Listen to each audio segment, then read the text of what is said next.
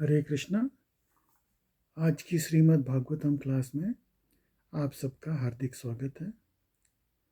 कल के सत्र में हमने सुना कि कैसे वामन देव प्रकट हुए और वामन देव बलि महाराज के यज्ञ में जाते हैं और वहाँ पे 3 पग भूमि की याचना करते हैं। तो जब वामन देव वहाँ पे जा गए तो बलि महाराज यज्ञ कर रहे थे, तो उनके साथ में उनकी बेटी रत्नमाला करके उसका नाम था, बैठी हुई थी। उसने वामन देव को देखा तो वामन देव इतने सुंदर लग रहे थे छोटे बालक के रूप में। तो उसके मन में भाव आया, बोला काश मैं इसकी माँ होती तो मैं इसको अपना दूध पिलाती।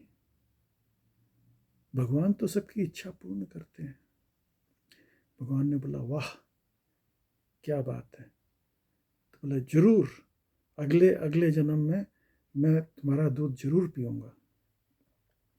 लेकिन जब वामन देव ने त्रिविक्रम रूप लिया और बलि महाराज के माथे पे पैर रखा और उसको पाताल में डाल दिया, तो उसको बहुत गुस्सा आया रत्नमाला को। बोला अगर ये ऐसा बालक है तो इसको तो मैं जहर लगा करके जहर पिला दूंगी। तो भगवान ने बोला अच्छा कोई बात नहीं, तुम्हारी ये इच्छा भी मैं पूर्ण करूँगा। तो अगले जन्म में यही रत्नमाला जो है वो पूतना बनती है और पूतना बन करके वो भगवान को अपना दूध पिलाने के लिए जाती है और वो उसमें कालकूट विष लगा करके जाती है भगवान को पिलाने के लिए। तो भगवान जो है वो सबकी इच्छा पूर्ण करते हैं।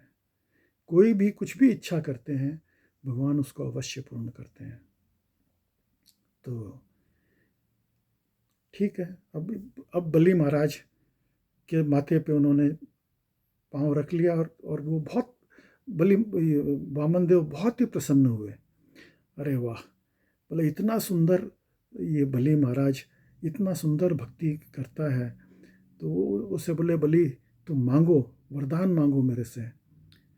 तो बलि महाराज ने बोला प्रभु मेरे को तो जो है आप ऐसा वरदान दो कि मैं उठते बैठते सुबह शाम घर से बाहर आते घर से अंदर जाते मैं हमेशा जो है जब चाहूँ आपके दर्शन करता रहूँ। तो बोला ऐसा तो कैसे संभव है। बोला ये तो तभी संभव है कि मैं तुम्हारा द्वारपाल बन जाऊं। तो बलि महाराज ने बड़े ढीठ की तरह बोला हाँ हाँ बिल्कुल आप बन जाओ मेरे द्वारपाल। तो भगवान बोले ठीक है। अब भगवान तो जो है वो भक्त के अधीन है। भगवान बोलते हैं हम भक्त पराधीनो, तो मैं तो भक्त के पराधीन हूँ। मैं जो भी मेरे भक्त बोलते हैं मैं वही करता हूँ। तो भगवान जो है वो उसके द्वारपाल बन के खड़े हो गए। अब लक्ष्मी जी बेचारी वैकुंठ के अंदर परेशान हो रही है, भगवान आए नहीं। 1 महीना 2 महीना 3 महीना 4 महीना 6 महीने निकल गए। 6 महीने निकल गए भगवान आए नहीं। पता किया, बोले कहाँ गए भगवान। तो बोले वो द्वारपाल बन के खड़े हैं बलि महाराज के दरवाजे पे।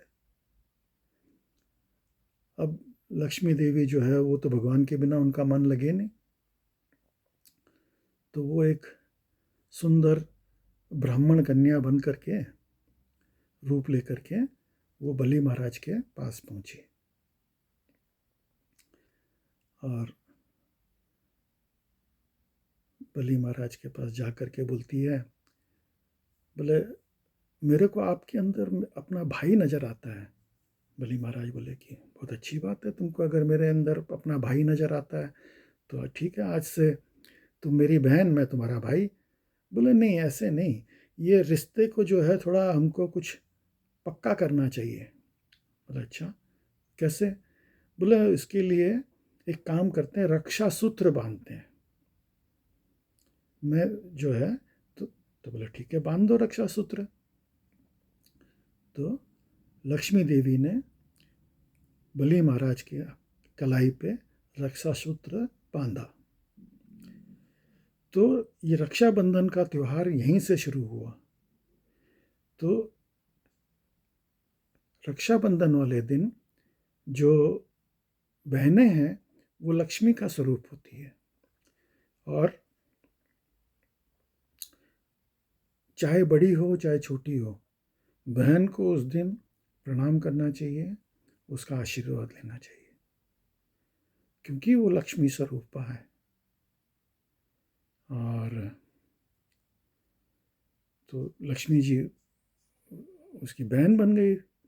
तब वो बलि महाराज ने बोला कि अब तुमको मेरे को कुछ दक्षिणा देना पड़ेगा।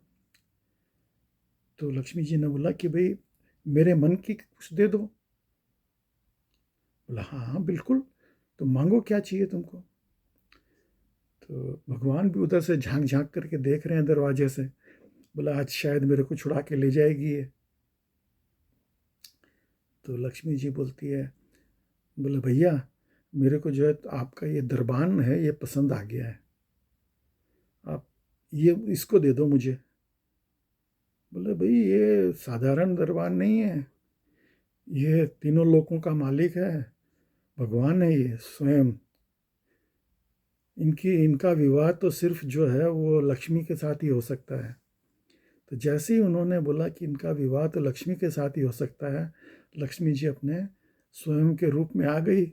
बोले मैं भी तो लक्ष्मी ही हूँ, मेरा मन कैसे लगेगा इनके बिना, आपने तो इनको रख लिया यहाँ पे।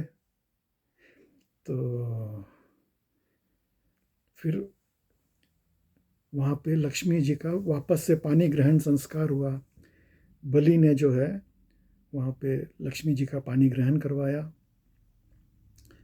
तो वहाँ पे कन्यादान के बदले में पुरुष दान हुआ, भगवान का दान दिया गया लक्ष्मी जी को, और लक्ष्मी जी भगवान को लेकर के वैकुंठ पधारी। तो इस तरह से ये रक्षाबंधन का त्यौहार शुरू हुआ वामन देव की कथा के बाद में। तो ये जो है ये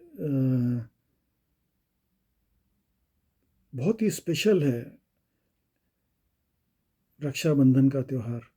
इसको हमको बहुत धूमधाम से और बहुत ही श्रद्धा से मनाना चाहिए। ये साधारण नहीं है, इसमें जो है भाई बहन की रक्षा करता है और बहन भाई की रक्षा करती है। ये दोनों एक दूसरे की रक्षा करते हैं, और यही उस सूत्र का मतलब है।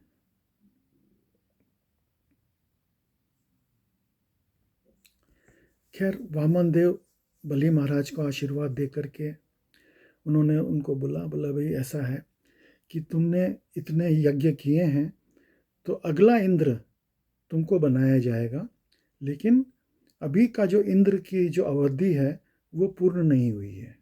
जब इस इंद्र की अवधि पूर्ण होएगी तब तक तुम वेटिंग में हो, तुम यहीं पे तब तक पाताल का राज्य करो, और उसके बाद में तुमको स्वर्गलोक में इंद्र की गद्दी तुमको दी जाएगी। तो जो अभी बलि महाराज हैं वो अगले इंद्र वही बनने वाले हैं। तो इस तरह से ये वामन देव की कथा यहाँ पे संपूर्ण होती है। अभी कल हम सुनेंगे मत्स्य अवतार की कथा। तो आज की श्रीमद् भागवतम क्लास में आप सब सम्मिलित हुए, उसके लिए बहुत बहुत धन्यवाद। हरे कृष्णा।